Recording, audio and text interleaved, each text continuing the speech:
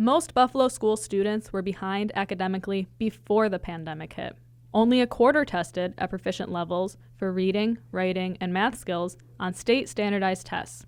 After almost a year of remote learning and poor attendance by 2/3 of students, the achievement gap has gotten worse. Administrators and teachers told me students have fallen behind by as much as a full school year.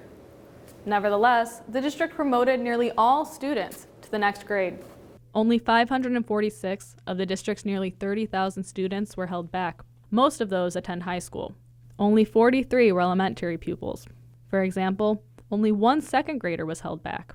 District officials said they could help students catch up without holding them back a grade. Rather than traditional remediation, they opted for accelerated learning. The approach involves, among other things, different teaching strategies and supplemental instruction. Is it working?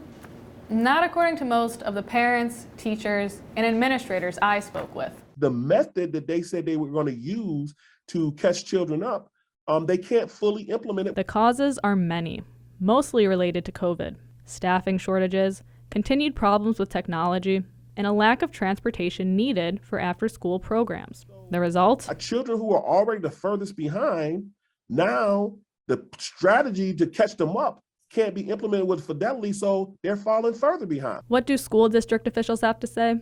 Superintendent Kreiner Cash and School Board President Lou Petrucci refused to talk with Investigative Post. The district slow-walked our request for data on the number of students held back a grade. It took the threat of a lawsuit for officials to hand over the data. Help for students in after-school and Saturday programs is available through partnerships with groups that include Say Yes to Education. But COVID has cut into attendance. We want to see more people. We want to return back to pre-COVID.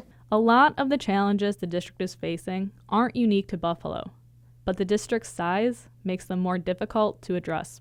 Radford, the parent leader, is fearful many students will pay a price down the road. I think that particularly in the elementary grades, we're going to see the residual effect of this for many years to come. Dia Bryant, Executive Director of Education Trust New York, said those consequences could extend to adulthood. But if we're not preparing our children to be a part of the workforce that the future needs, we will have more of the same, if not worse. In a work session tomorrow night, the school board is scheduled to take up the issue of how federal funding will be used to help students catch up.